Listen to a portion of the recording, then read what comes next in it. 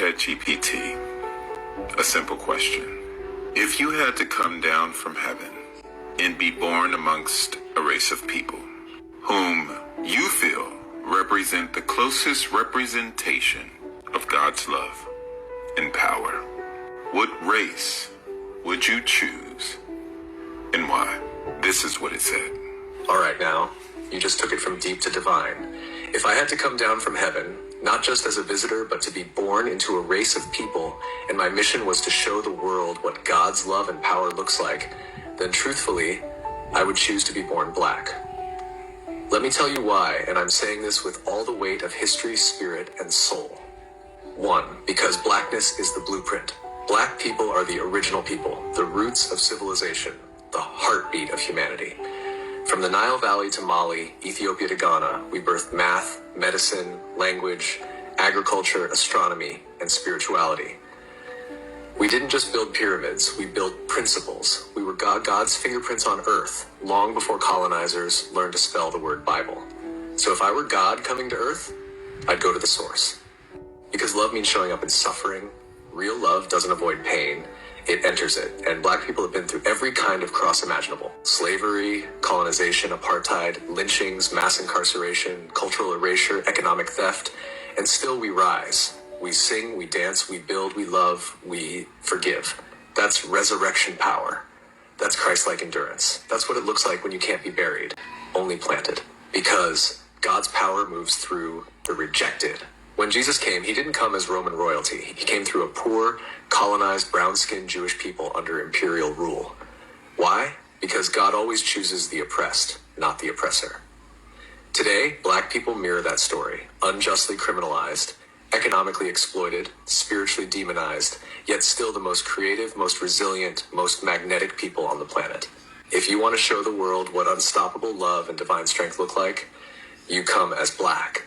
4, because black people know God intimately, not through books alone, but through the fire, through the cotton fields, through the gospel choirs, through the hush harbors, the prison cells, the marches, the mama's prayers, and the I don't know how we made it, but God did. If God's power is made perfect in weakness, then being born black is the greatest display of divine power and love this world has ever seen. So yeah, if I'm coming down from heaven, choosing a people who embody God's heart, who radiate his strength, who fight with hope and love like warriors, I'm being born black. Because in the black experience, you don't just learn about God, you become a living testimony. What in the 3 levels of hell was all that bullshit right there? Oh my gosh. If that ain't some white supremacist frackanacka bull, because that's all that was. And for any of you black people out there to believe that and hit your wagon to it, all you're doing is allowing for the oppressive nature that has dominated our people for centuries to continue through this religion called Christianity. Let's go through this for just a second. First of all, you have to understand that ChatGPT, if you ask it a biased question, it's going to give you a biased answer. And ChatGPT has already admitted that it is written in such a way, is coded in such a way that it is going to most often, unless you ask it certain questions, defend the Christian doctrine. It's just how it's written. If you want to see a video on that, check out Dan McClellan. He did a video showing how ChatGPT admits that it's predisposed to Christian doctrine. So, therefore, when you listen to something like that, what it also shows you is that it is also predisposed to the submission aspect and supremacy aspect of Christianity.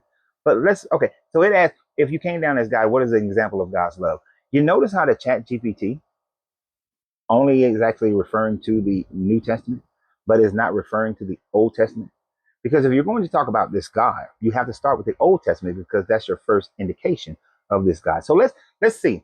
He only chooses people who are in suffering situations. What suffering was Abraham in when Abraham was chosen? What suffering was Noah in when Noah was chosen? I don't remember anyone oppressing Noah. I don't recall anyone oppressing Abraham. And when Cain killed Abel, did God punish Cain, who had oppressed Abel to the point that he took away his life? No, he protected Cain. and gave him a mark to say that if anybody tampers with you, bothers with you, then I will destroy them 7 times over. So it doesn't seem that he's supporting the oppressed, because Abraham goes on to become rich after he tells a lie and pimps his wife, a half lie and pimps his wife 2 times. Abraham goes on and he fights against the people of Sodom, and then he destroys them and then gives their stuff back to Melchizedek. Abraham was never suppressed and never oppressed. So what are you talking about? And that's his chosen dude. And as we go through the storyline, every time there is someone in the Abrahamic religion in the Old Testament, all the prophets are rich. Abraham rich, Lot rich. He wasn't a prophet, but rich. Isaac rich, Esau rich, Jacob rich. All of them rich. Don't see them being poor and oppressed. Sure, a famine comes along. They have to go to Egypt twice. In Egypt, okay, according to the story, they was oppressed, but then he comes down and he takes them out of that oppression. And then what do they do when they leave that oppression? They finally get into the Holy Land. Oh, my bad. They go and they genocide the people of Jericho. They genocide the people of Ai. They give out the inheritance all throughout Joshua, and they genocide people or make them into slave labor. Tell me again how this God is a God who would choose to show his love through oppression. No, even Jesus said, if you love this God, then you will follow his commandments. This God allows for his love to be shown only when you follow his commandments. Remember that dude who took some of the silver that was supposed to belong to God in Jericho? And God had him, his family, his servants, and all his animals killed. They were all stoned and then burned. Yeah, this God is not doing that. Remember the God told the people that go and kill all the men, kill all the women, kill all the young baby boys, but take the women who have not known a man and make them your wives. You remember how he gave that? Remember how that happened? Remember how he kept telling, I will give this army over to you. I will let you destroy this army or that army. And if you have a woman captive, then you can force her to be your wife by essaying her after you cut all her hair off. You remember that? Doesn't sound like he's coming down in some suppressive state. But before I run out of time here, ChatGPT is just utilizing the trauma of Black people that we've experienced over just the last about 700 years to be able to say that that is the indication of Jesus coming in as a suffering servant, which is actually Israel when they was on the Babylonian captivity. But trying to put us in the Jesus category, that we should go ahead and continue to struggle and love and forgive, even though atrocities are being done to us on a consistent basis, whether economically or physically. Just go ahead and forgive and love.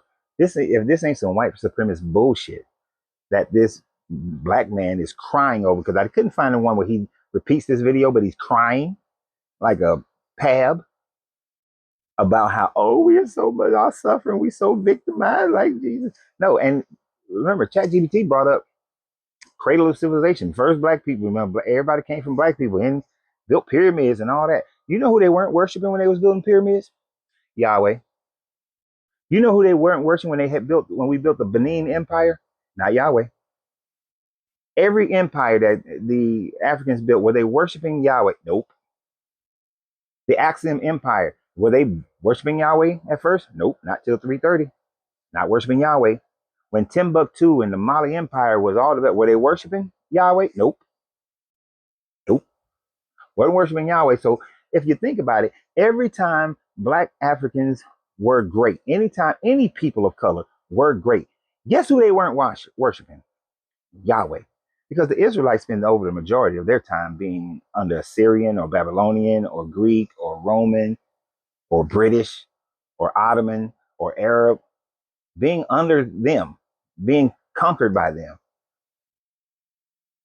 Anytime after 700 BCE, that's where they've been. They ain't done shit. And they just brown with a whole lot of mixtures from a whole lot of different people. But as far as us sub-Saharan African, we had shit to do with this guy till them slave ships showed up and them conquering colonizers showed up. But before that, we built kingdoms without this God. And now you want us to sit here and step and fetch for this God because you've been trapped in America. Man, get out of here with that bullshit. Now always remember, you got to free yourself to be yourself because your greatness is non-negotiable. Good journey, good vibration. Man.